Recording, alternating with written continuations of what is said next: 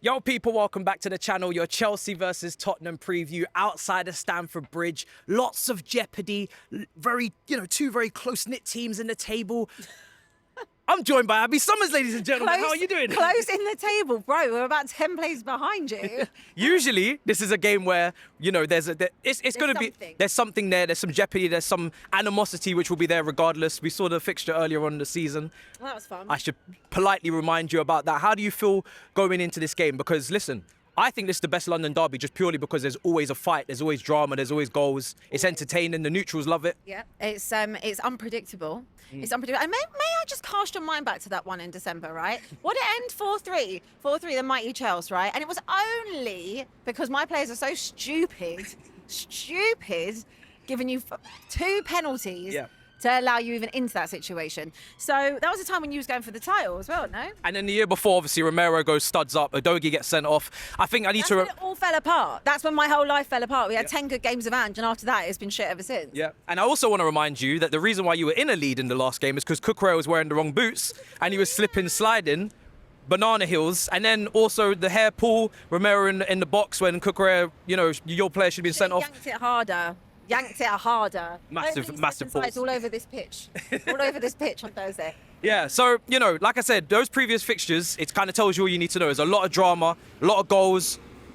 What does it mean for you to come here and win? Because the one game that I can cast my mind back to, which you did win, which was 5 years ago, Dele Alli double. I think Ericsson scored a screamer as well. I think you won 3-1 under Poch, who we know you love so dearly. What would it mean to you, even though your season's pretty much dead and there's not really much going for it? My season's been done. My season's been done since November. I've just been here chilling. I've just been here on vibes, Ange in, Ange out. Ange, what am I doing? No. No, because you love Ange. No, I did. I don't think he'll be there next season, but I wouldn't get rid of him now. What's the point? Yeah. What's the point? Like, it's got past the point now. The injuries and stuff, we all know this, the tail of the season. It's been so bad. Like, I'm just really ready for Spurs to end. I'm just ready. Permanently or temporarily? Just shut the club down, bro. Shut it down. But like I said, 5 years ago, you did get a win here. And honestly... That was the first win in about almost 30 years. Yeah. 20, 30 years or something ridiculous like that. This is just not a happy hunting ground for Spurs. Not many are, but...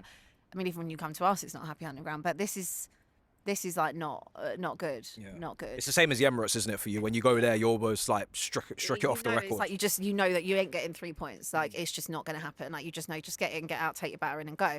Even when we've had really good teams, and we've played you. I remember I still always say Battle of the Bridge. It's one of my favourite ever games. Yeah. But at least we didn't lose a title here. It was already gone on the Monday. But such a great game, such a good team Spurs were at that time. And we couldn't even get it done then. I know the Delhi one, which was amazing. But, I've got one win, quite possibly in my whole lifetime. That's mad. Sounds like you're talking about the trophy there, but, it is what it is. Listen, when it comes down to my side of things, my team are very inconsistent. I was going to say form goes out the window, but there is no form because we've had 3 weeks of international break plus an FA Cup weekend that neither of us are a part of. No. So there's nothing to really build up going into this, any momentum. But I know for a fact, factually, if we lose this game, you can't even fathom losing this game. Losing this game you can't tolerate it. It doesn't matter where you are as a Chelsea manager. It doesn't matter what kind of team you got. You don't lose against doesn't matter where you are on the table. You do not lose to Spurs at home. People have been complaining about atmosphere.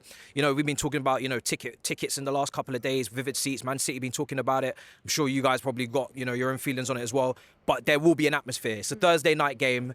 The lights are there. Derby, animosity. Both clubs hate each other. You guys always seem to rise to the occasion. At least physically, you're coming with the 2-footed tackles, people get sent off. So, yeah, but look, moving ahead as well, obviously your team, where do you feel now, what do you want to see from Ange going into this game? Because we've spoken about previously, maybe could he be a little bit more tactically astute? Yeah. Could he sit a bit deeper? Could he come with a different game plan? I remember the win away to Nottingham Forest, you guys were really good then. Yeah. You just kept the fullbacks tucked in. What do you want to see from your manager?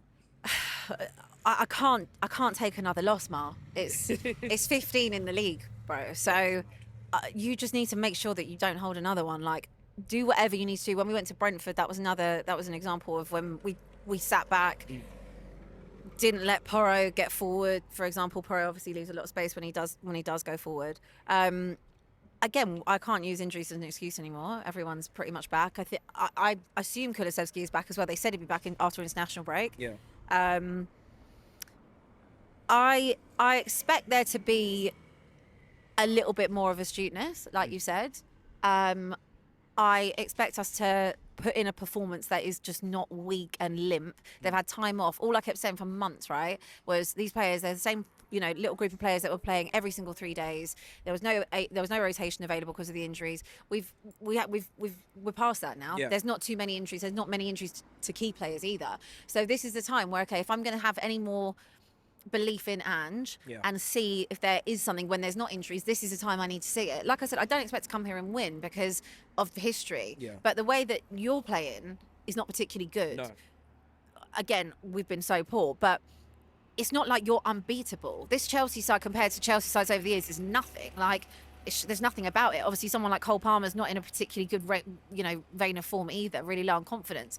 And this Chelsea side can be got at. And I do believe that Spurs have players that can get at teams on their day. But the problem is with Spurs is that you see it so inconsistently.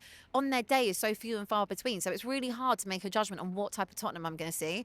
And you can usually tell as a Spurs fan within the first 5 minutes of a game, sometimes in the first 30 seconds, if Spurs are up for it or not. But when I mentioned before about their game at Spurs just before Christmas, there's so many moments in this particular fixture across years. There's so many stupid moments, like brainless decisions made by players. Yeah. And Sarr and Basuma are the ones that spring to mind, obviously the 2 pens against you.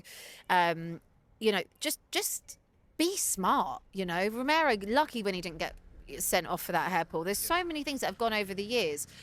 Just try and stay in the game and just try and do something. Like, it's weird to say I don't have an expectation from them because I don't know what Spurs I will see. Yeah. But I do know that there is enough quality in there to not be where they are in the table. And also, I know United lost against Forest, but Spurs really can't afford to lose. They're sitting in them positions. Again, I think we could be 16th, 17th. Like, it's really not a good place to be in. And everything is really hinging, obviously, on Europe. But you can't have a season for Tottenham where you finish 16th, 17th, like that can't. Even with a Europa League win. I mean, if it happened, he'll get away with it because of the Europa League win. But I still don't think he'd be there next season because I feel like I just watched Spurs in the 90s at the minute. Like this is it's actually even worse, to be honest with you. At least in mid-table, it's just a terrible season, and I don't mind that if we won the trophy. But at the same time, I'm putting everything into a team that don't win trophies. So that's all I've got. So if at the end of the season, great, I got to a final, but we finished 17th or 16th. Well, you at least need some green shoots in the league just to show and you need something. Some and signs. like I said, I could kind of excuse like with the injuries from November time because of how many injuries there were, and they were severe to pretty much our whole starting 11 at one point. But like if I look at other teams like a Bournemouth or I look at a Forest, and I appreciate they only had one game a week and the expectation is obviously a lot lower, but they're still competitive in games. And there's so many times where I've seen Spurs just not be competitive, and that obviously does have to come back on the manager as well. Are they not able to carry out what you want to do? I mean, it is different doing it in Scotland or in the J League than doing it and having that high intensity, high pressure that you need to have in the Premier League week in, week out, especially when we get so many hamstring injuries, for example, as well. Like, it's the style of play. Is that a factor that contributes to the injuries? I know they're not all hamstring, but there's something that says to me that maybe it's just a little bit of both. Maybe the player's not being quite good enough to do certain things and also not being able to actually implement the style of play that he wants them to play. Yeah. But in this game in particular, you need to have that high energy. You need to do that, but also do it in a way, which is going to sound contradictory, that does not leave the back door open, which Spurs love to do. Yeah. There's a line as well to be drawn, like between having the energy in terms of having the anger and the aggression and turn up to a London derby with your elbows out, but use your brain and don't get sent off and don't do stupid things. And that's something that, like you said, you've struggled with throughout the season, or in previous fixtures. With us coming into this, because obviously that win, Sancho scored a long shot, Lavia played. Both players are completely different in today's state. Lavia is not fit again, so he was meant to be returning. Is Lavia ever fit? He's never fit. I think the amount of minutes he's missed for Chelsea is astronomical. He's not available. Sancho's fallen off a cliff in terms of his form, so that's a massive difference. And then coming into this, like I said, there's no form to judge, but the manager did cancel a day off because we lost 3-0, I think, to the under-21s, the first team, which doesn't look great. It's one of those things that nobody cares about if we win this game, but if we lose, people are like, Do you think that's the thing on Maresca then? Do you think that this team don't buy into Maresca? Because again, the first half of your season was really good. It's a similar situation to what happened with him at Leicester. They tailed off massively last season. But do you think that this group of players just are either not you spent a lot of money, so like there is quality obviously in there. But do you think that they don't fancy Maresca as a manager? Do you think that, or you just, what is it to have? Because it is quite a big drop off. I think, you know what? Last season on the Poch, we finished 63 points. We finished 6th, just behind you guys in 5th. This season, we're on target for maybe similar, maybe a little bit more. There's some difficult fixtures to come, so we'll find out. But I don't think it's a case of them buying into it. I think it's a case of the recruitment. The profiles are so messy and so scattergun.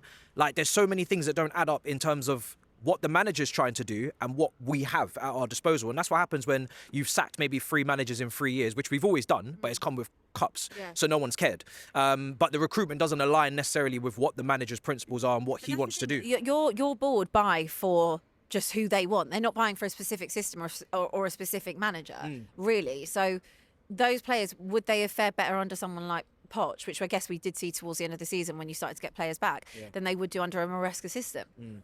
Potentially, but then with Poch, like, he was a massive fan of Gallagher. I know you was a massive fan of Gallagher. I wanted Gallagher. Chalobah's another one. He was always getting pushed out the door. So I think with Chelsea, you look at Nottingham Forest, like you said, they beat Man United. They're 3rd. They're comfortably in the Champions League. I think Opta was saying that they've got like a 95% chance of qualifying for the Champions League. They can go and win an FA Cup. I mean, this is a team that was literally that was going down. Like, that's where we should be, right? Yeah.